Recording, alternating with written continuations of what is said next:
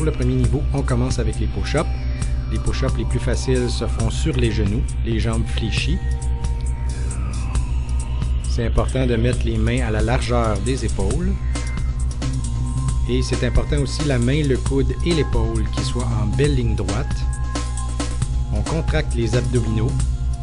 On descend en inspirant et on expire rendu en haut. Push-up alternative à côté sur un meuble, beaucoup plus facile. Et une autre push-up alternative à côté à genoux sur une chaise, un bureau, un pupitre, beaucoup plus facile. Quand on est plus avancé, on se met sur la pointe des pieds, les abdos contractés, le dos bien droit, on descend, on remonte, inspirez, expirez. Ce qu'il ne faut pas faire, c'est avoir le dos arqué trop vers le bas, les fesses trop élevées ou le cou par en bas. Planche abdominale, le même principe, pas les fesses arquées vers le haut, pas le dos arqué vers le bas, un dos bien droit. C'est important de bien respirer, de garder les abdominaux contractés. Maintenant, les redressements assis. C'est important de garder une bonne distance entre les pieds et les fesses. On pointe les doigts et on va toucher aux genoux en expirant complètement notre air pour redescendre par la suite.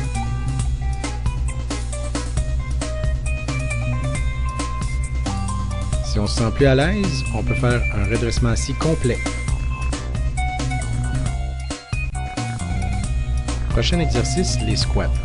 C'est important de mettre les pieds à la largeur des épaules, les orteils légèrement vers l'extérieur pour donner un meilleur appui, le menton bien élevé, le dos droit, on descend en inspirant, on expire à la levée. C'est important de garder le dos droit, que le genou ne dépasse pas les orteils. Il ne faut pas pencher le dos vers l'avant. C'est important de ne pas lever les talons. Si on a de la difficulté à garder les talons au sol, on peut utiliser des planches, des livres de la même hauteur de chaque côté. On s'installe les talons sur les planches ou sur les livres et on fait le mouvement, la descente. On a un squat alternatif si on a plus de difficultés. On s'accote au mur ou tout simplement en s'accotant assis sur une chaise, un banc, afin d'avoir plus de facilité à se relever. C'est primordial de s'entraîner, de ne pas s'entraîner de façon excessive, d'y aller au maximum de notre capacité physique, et de s'assurer qu'on est capable de faire le niveau 1 au complet sans prendre de repos avant de passer au niveau 2.